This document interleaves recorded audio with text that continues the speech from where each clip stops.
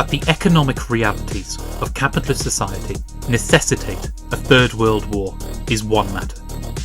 That this war is already finding many potential avenues for its birth and is not constrained by the technical military parity developed in the so-called Cold War requires further proof.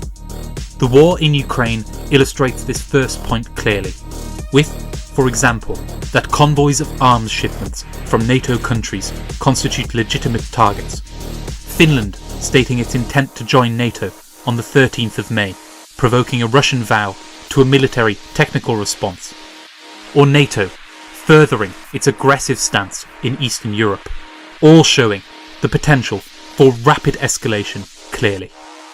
The breakdown of nuclear parity, known as mutually assured destruction, is equally evident. The parity of the Cold War was premised on a number of agreed upon limits, all of which have now been surpassed.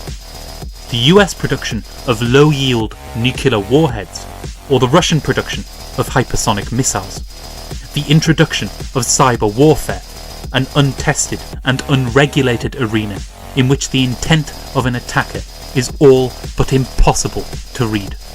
The end of essentially all nuclear treaties, largely at the hands of the US, and the adoption of aggressive nuclear policies based upon the inevitability of nuclear war. Military doctrines which consider every area of human society a battlefield.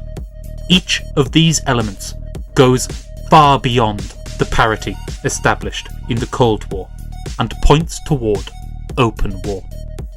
Whilst the impact of the war in Ukraine on conventional munitions, with Russia and NATO eating through masses of their supply rapidly, could point to a period of quote-unquote stability as war economies are constructed, as is already underway in Germany.